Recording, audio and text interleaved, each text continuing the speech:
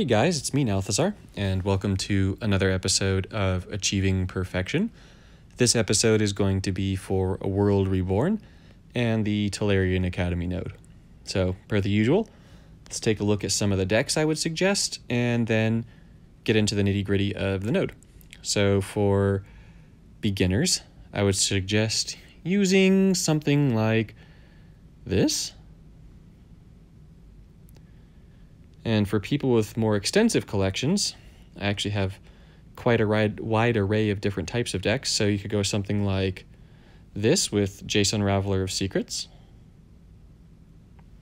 No, I don't condone using Quasi-Duplicate Narumeha as a chain. It's just in there because it serves as a great way of casting a wizard. But I would not do Naru. Or you could go totally against the grain. Go Koth. Something like this. Or you could go with Bolas the Ravager, best Planeswalker. Go with something like this. Or finally, you could go Brokon and something like this.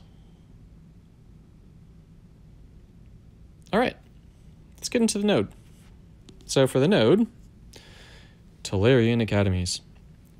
We need to zoom in. We need to win the fight. We need to summon 4 or more artificers or wizards, and we need to cast 4 or more spells.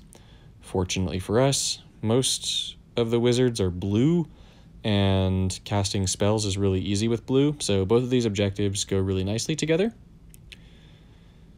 Even though this node has 177 health, it's really not very intimidating because as we look down at the creatures, the strongest creature is a 4/3, and then there's a 2/2, 2/3, and 3/3. So the creatures are really weak. The support abilities or spells are pretty weak. The deck as a whole is more just sort of annoying because it has a lot of bounce effects. So you just need to make sure that you don't let your health whittle down too low and you kill your opponent. So let's get into the decks. There's a lot of really cool deck building here that you can do for this node.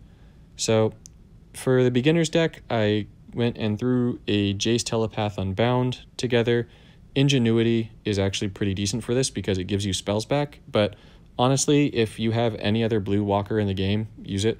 Jace the not Mind Sculptor. Oh man, that would be fantastic, but no, it'd be horrible. Or maybe it'd be amazing. I don't know.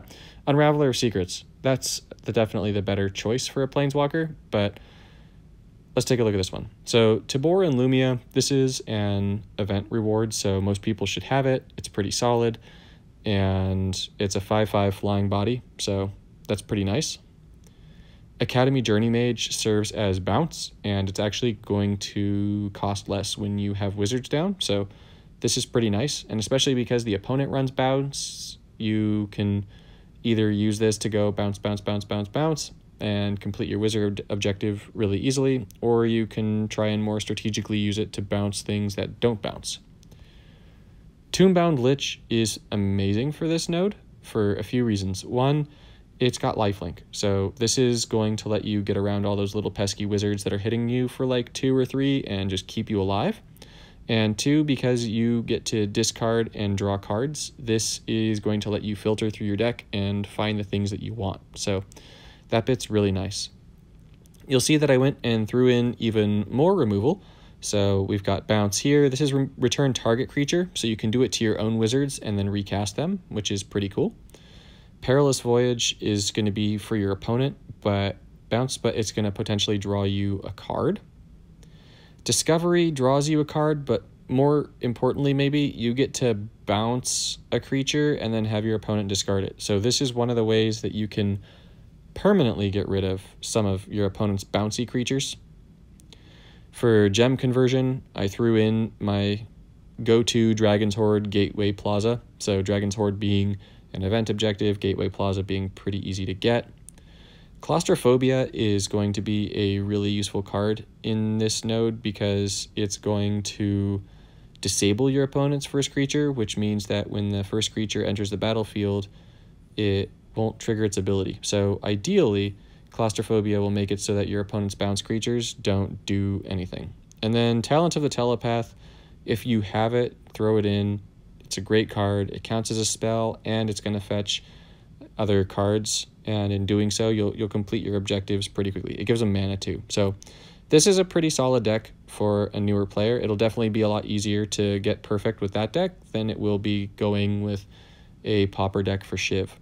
So Jace Unraveler of Secrets is my low-key favorite. So whenever you draw a card, you get +4/+4 with that third ability. It's super lethal, and so this is the first of my different decks. Now, I love the Niv combo, so Mizzet the Firemind and Mizzet Perun. I suppose Niv Mizzet and then Firemind Perun, right? So Perun is going to let you draw more cards, which is great, especially on Spellcast. And the Firemind will let you also actually draw more cards with activated gems, but whenever you draw cards, it's going to deal damage to your opponent's first creature and your opponent. So Niv Mizzet the Firemind is going to kill all of the opponent's really weak wizards really quickly. Narumeha is kind of an obvious choice for this node if you have it, because not only does it count as a wizard, but it's going to copy a spell in your hand and give it full mana. So you automatically get 1 to wizard, 1 to spell just for playing Narumeha, which is going to be a quarter of both objectives, which is awesome. Blue Sun Zenith and Finale of Revelation, they're both going to be card draw, so basically when you get to the point where you've completed your objectives, you just use your third ability and win that turn. So either one of these is going to help you get that plus, was it 72 damage from 3 +24/+24s if you've got all 3 of your creatures down, which lethal, super lethal. River's Rebuke, this is just going to bounce all of the stuff in case you need to use a, oh no, get me out of trouble please. Quasi-Duplicate, I've already mentioned, but you can use it on the Fireman, you can use it on Perun. I mean, you could be one of those people that keeps chaining it on an Narumeha, but don't be that person. You'll never see me put those two together, by the way, in a PvP event. I never want someone to have to go up against that, ever. Storm the Vault. This is just absurd gem conversion that should not exist, but it does, so take advantage of it. Lots of blue gems. Dragon's Horde. This converts to blue, and it's going to draw you cards. So win-win for Jace. This converts to blue, and when it's inevitably destroyed because of all of the blue gems popping, it draws you cards. So once again, another win. I suppose I should mention for that Jace 1 deck, Claustrophobia, you have to be careful because it always goes on a blue gem, so you have to be careful about Claustrophobia popping. But yeah, this deck is going to get you perfect, basically guaranteed. So it's a great option. Just don't use Jace's third ability until you've completed your objectives, or you will win before you want to. Next up, Koth. This one might seem a little bit odd, but we've been graced with some Dragon Wizards. So the Firemind and Perun I've already shown you. Dragon Mage is an obvious complement to both Perun and the Firemind, because Dragon Mage is going to have you discard your cards that have no mana and then draw that many cards. And so with Perun, Perun's going to be dealing damage to your opponent, and with the Firemind, it's going to be dealing damage to your opponent and to your opponent's first creature. So it's going to wipe the board really, like every time it attacks, which is pretty cool. I'm using Rawl Storm Conduit in this one. You can use it in really any of them if you have it. It was a Fiblethip reward, but it's in here for that -2 ability, which is copy the first non-copy spell in your hand that has full mana. It gains full mana. So just charge one of your spells up to full mana, and even if you don't use the +1 on Rawl, you can use the -2 twice because it comes in with 4 shields, and just for having one spell charged, it turns into 3 spells, which is 3 out of 4, which is fantastic and really good. Apex of Power is an absolute necessity if you're going to run mono red, because you need the extra card draw, and Apex is going to do that for you. For that matter, Rawl can also give you extra card draw. Then to round it out, we've got Electro Dominance, which is removal, burn, and giving mana to things, and Banefire, which is removal and burn. And both of them are really easy to cast because their base costs are low. This is Koth, so we want red gem conversion, hence Dragon's Horde and Memorial to War, and we want more card draw, so Dragon's Horde. And of course, all 3 of Niv, Dragon Mage, and Niv are dragons, so Dragon's Horde here is going to be getting bonus to shields, which will counteract the loss of shields. So this is a really well-rounded deck. This will also get you perfect pretty easily if you want to try using something different than you usually do. You can also go Nikki B the Ravager. And so here's yet another take. I thought it'd be kind of fun just to show off a bunch of different types of decks here, right? Because there's so many routes you can go with wizards. Now, this one's pretty cool because it uses some cards that maybe you don't use very much. So Dreadhorde Arcanist is going to get spells from your graveyard and give you them back with mana. So this counts as a wizard on cast, and it makes it so that all of your spells can be cast twice. So really, you only need to cast 2 spells, and then the Arcanist is going to bring him back, and you cast him again, and you've completed your spell objective. His power isn't too high on his own, so he's not going to kill the opponent too quickly. Biovisionary is a wizard. When this guy is adapted, you make a copy of it into your hand. So you use this guy, you match the adapted gems, you get more copies of a creature that only costs 8, that's a wizard, and this alone very easily completes the wizard portion of your objective. And finally, Vannifar. So you lose a non-token creature reinforcement, and spoiler alert, this dude is not a token and gets tons of reinforcements.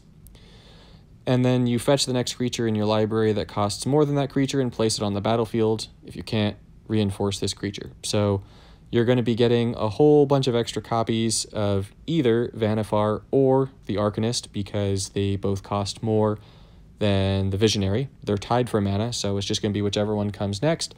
And with this guy getting buffed, he's going to give more mana to the spells that it brings back, and it's going to get you more wizard casts between the 3 of them. So this little trifecta of creatures is going to go ahead complete all or both of your objectives pretty quickly. Blue Sun Zenith, obvious card draw. You can go ahead and run Stitch in Time in a deck like this, especially with the Arcanist being able to just continually cast. Stitch in Time is pretty useful. Now, these two together are really important in the deck, and those are the Death Sprout Rupture Spire combo. These two are really important because Rupture Spire is going to go ahead and trigger your Adapt Gems, which is going to copy the Visionary, and it's also going to go ahead and trigger the Vannifar gems to just continually get more wizards. So having Rupture Spire with Death Sprout is amazing. And then Quasi-Duplicate, Electro Dominance, and Apex of Power. I've gone over them, but they're super staples, super winners. The final one to look at here is going to be the Sarkhan Unbroken. And Sarkhan, you're going to see that little trifecta of dragons.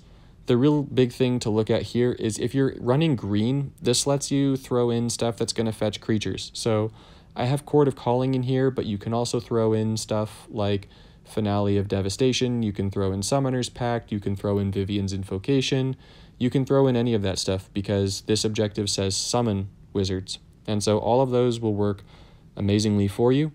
I like Sarkhan for this because all of these spells here are really easy to cast. Electro Dominance, Quasi-Duplicate, Blue Sun, the Death Sprout Rupture Spire combo.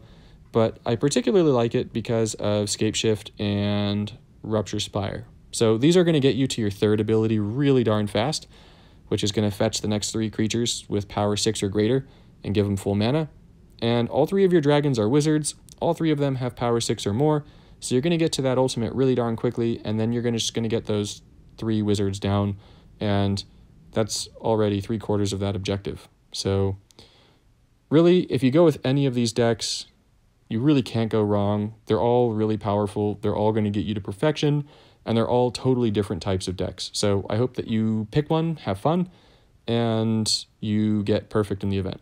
Before I sign off on this one, I wanted to just go ahead and detail a few other really cool cards that you could use. I didn't wind up putting them in here because I feel like there are better options, but if you don't have some of those better options, you can...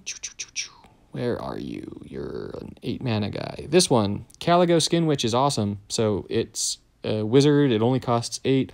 It makes your opponent discard 2. This one's totally worth it. You can throw it into Bolas and have happy lulz times.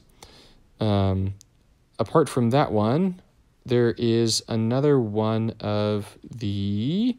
There we go.